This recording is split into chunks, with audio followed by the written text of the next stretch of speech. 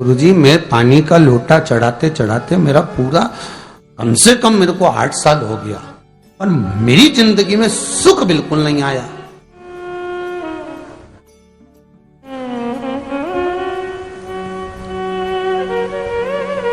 हमने कहा तूने कैसे चढ़ाया, वो भी तो सुने। तो क्या कैसे, क्या स्नान करा और मंदिर जाके लोटा चढ़ाया पानी का। अच्छा, अब मैंने कहा तू चुप रहे।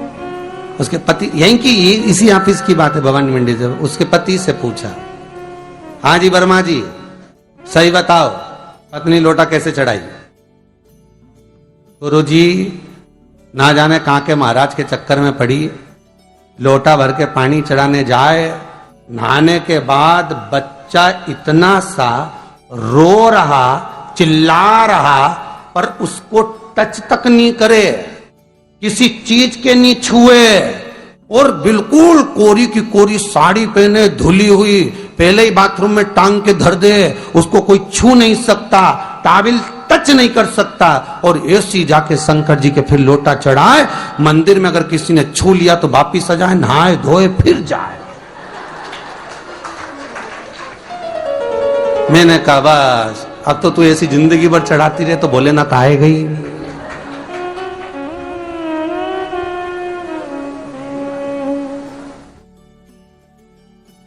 सत्य बोलो रे मिलेगा। कई लोगों ने पूछा शंकर को रिझाने के लिए कौन से कलर के कपड़े पहने कि शिव राजी हो जाए। शंकर को पाने के लिए कपड़ा बदलने की जरूरत नहीं होती, शंकर को पाने के लिए कलेजा बदलने की जरूरत होती है, शंकर मिल जाता है। कपड़े से शिव कभी नहीं मिला साहब। आप कौन से कलर के कपड़े पहन रहे हो, ये शिव प्राप्त नहीं करोगे हो। सफेद पहन लिए, लाल पहन लिए, केसर के पहन लिया, उससे शंकर नहीं मिल रहा हो। बहुत सारी रुद्राक्ष की माला धारण कर ली, हाथ में भी खूब सारा रुद्राक्ष पहन लिया, यहां पर भी पहन लिया, कान में भी रुद्राक्ष धारण कर लिया, जटा पे भी रुद्राक्ष लगा लिया, उससे शिव नहीं मिलने वाला हो।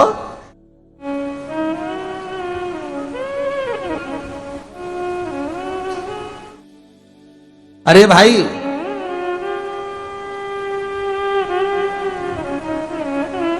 किसके पास में जा रहे हो आप जल चढ़ाने के लिए? जम के बोलिए जरा। शंकर जी के पास। शंकर जी कौन है? तुम्हारे कौन से मतलब नहीं है। भगवान को तो केवल इतना मतलब है कि आप मन कैसा लेकर आए हो। ये तन साफ करने से, स्नान करने से, खूब रगड़ रगड़ के नहाने से, लक्स पेयर से, खूब घिस घिस के नालों ने, क्रीम ने, पाउडर, डेंटिंग पेंटिंग करके फिर भगवान के पास जाओ और बढ़िया 2-4 घंटे तक फैशन करके भगवान को रिझाओ, भगवान रिझेगा? अरे गर्ग संहिता में लिखा है कि शंकर को एक बार प्रणाम करने का फल क्या है कि 10 अश्वमेध यज्ञ के स्नान का जो फल होता है वो मात्र शंकर को प्रणाम करने से मिल जाता है। कितना? 10 अश्वमेध यज्ञ के स्नान का जो फल है शंकर को मात्र प्रणाम करने से मिल जाता है। पर गर्ग संहिता कहती है कि 10 अश्वमेध यज्ञ के स्नान के बाद भी मनुष्य का जन्म वापिस मिल सकता है। मतलब वापिस तुम्हारा जन्म हो सकता है, किसी भी रूप में हो जन्म हो सकता है।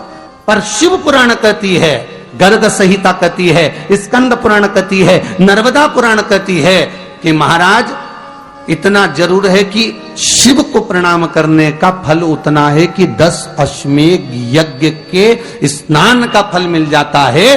पर गर्ग संहिता कहती है कि शंकर के चरणों में अगर प्रणाम कर लिया तो ये पक्का है कि अश्वमेध यज्ञ का फल भले कट जाए पर शंकर के प्रणाम का फल नहीं कटता, उसका वापिस जन्म नहीं होता और वो शिव का हो जाता, वो शंकर का हो गया, फिर उसका जन्म नहीं है महाराज।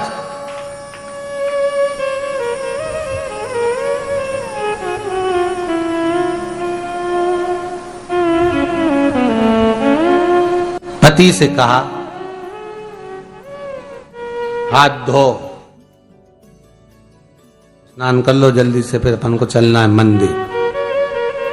पति बोला नहा लिया एक बार तो दूसरी बार फिर से नहा लो।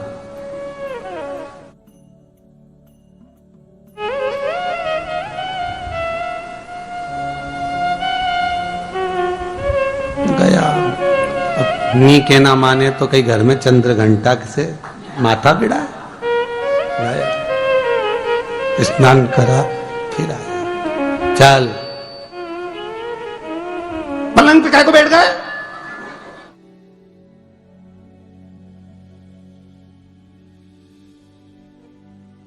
पलंगी तो है,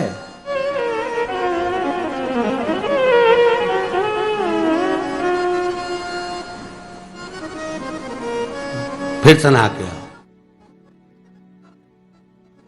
अब ये फिर नहावाने भेज दिया। होता एक सास बेचारी मायके जाना था, मौसी की यहाँ शादी थी। अब उसने बहू से कहा बेटा मेरे को जाना है, अपने घर में छोटे से लड्डू गोपाल, उनकी सेवा है, तू एक काम कर कि तू सेवा कर लेगी क्या। हाँ मम्मी, उसमें क्या है, करना क्या है तुम बताओ। बस सुबह से 3 बार ताली बजाना, भगवान को उठाना, पात्र में रख के नहलाना, उनको पोंछना, कपड़े पहना देना, इत्र लगा देना, चंदन लगा देना, मुकुट लगा देना, सुंदर अलकावली सब पिनाने के बाद में भगवान को दर्पण दिखाना। जब भगवान को कांच दिखाए, दर्पण दिखाए, भगवान मुस्कुरा दे, तब भगवान को भोग लगा देना। हाँ मम्मी इतना तो मैं करूंगी, और बाद में भगवान को वापिस सुला देना। हाँ इतना सा कर लूंगी। सास बिचारी कह के चली गई।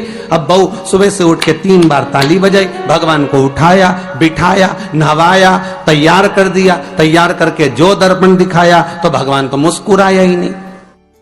अब इसको कौन समझाए कि पीतल की मूर्ति कोई हंसे है?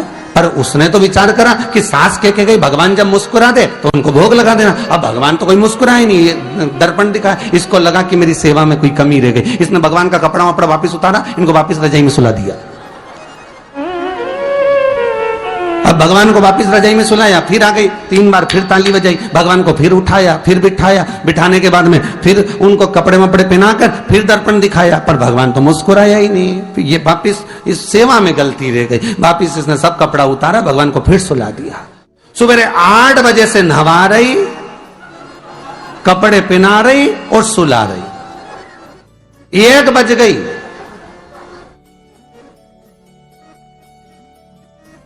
कुछ गलती रह गई होगी अपने सास के गई। अब की बार फिर भगवान को नहवाया। भगवान भी मन में सोचे नहवाई नहवा रही, खवा तो कछु ना रही। 28 बार नहवा दिया। इसके बाप का क्या जाए, 29 बार भी नहवा देगी। सर्दी होगी तो हमको होगी, इसका क्या जाए। नहवा ही रही है और खवाती कुछ नहीं, फिर सुला देती है, फिर ताली बजा। अब क्या फिर आ गई और 29वीं बार फिर बैठ गई और फिर भगवान को नहवाया, कपड़े पहनाया और पहनाने के बाद भगवान का श्रृंगार करके जैसे ही दर्पण उठाया, उठा के जो भगवान को दिखाने लगी, भगवान ने मन में सोचा अब की बार तो हंसी दूंगा, चाहे कुछ भी हो जाए। और भगवान दोनों दांत दिखा दिए। जैसे ही भगवान ने दांत दिखाया, इसने दर्पण रखा और जल्दी से भोग लाई, भगवान के जिमाया। भगवान के जिमाया, जिमने के बाद भगवान को फिर वापस सुला दिया। अब ये सुबह से जैसे ही आए तो भगवान पहले ही मुस्कुरा के, क्योंकि भगवान को मालूम है नवाएगी 25 बार का मतलब उससे चंद हंसी दो, हंसने में क्या जाता। तो भगवान पहले से मुस्कुरा के बैठ जा। अब एक दिन सास आ गई।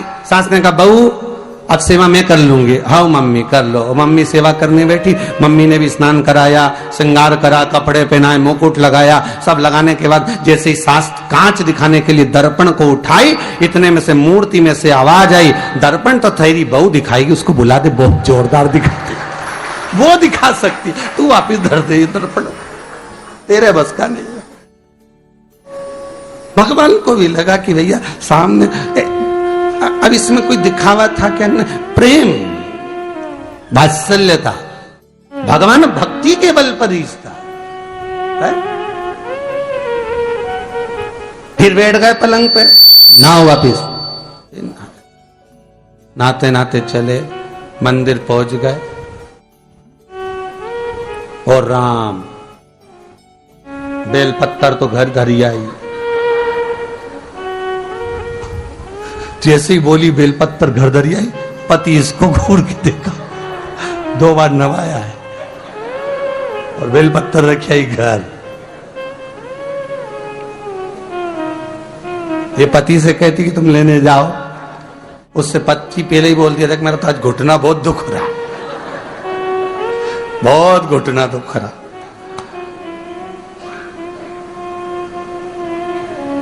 ठीक है, तुम बैठो, मैं आई अभी घर से।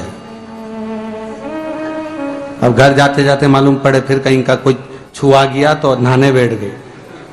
फिर आई, इसकी जो पूजन की थाली रखी थी, कोई भगत आया बेचारा, उसने सोचा मंदिर की थाली है, सब चढ़ा चुड़ू के चले गया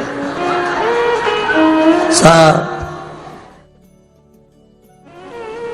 पति से बोली तुमने अकेले ही पूजन कर ली, मैं तो करा ही नहीं। ये नंदी जहां बैठा उसके पास में बैठा, मैंने हाथ नहीं लगाया। तो ये सामान कौन चढ़ाया? इनकी आई थी, सब चढ़ाया। तो कि शर्म नहीं आई? बेलपत्तर तो था ही नहीं। तो क्या सियोर वाला महाराज की कथा सुनी थी, शंकर जी पे से उठा लिया, धो के चढ़ा के वो गई, वो चली। शिव ये नहीं कह रहा कि तुम वस्तुएं बटोर कर लाओ। शंकर कहता तुम्हारे पास में मिल जाए तो समर्पित कर दो, नहीं मिले धोया, वापिस शिव को चढ़ा दिया, वापिस शंकर को समर्पित कर दिया। शिव स्वीकार करेंगे। 1 महीने तक भी एक बेलपत्र को धोकर शंकर को रोज चढ़ाते रहो तो भी शंकर स्वीकार करेंगे। उसमें भगवान ये नहीं सोचेंगे कि निर्माल्य है, स्वीकार करेंगे।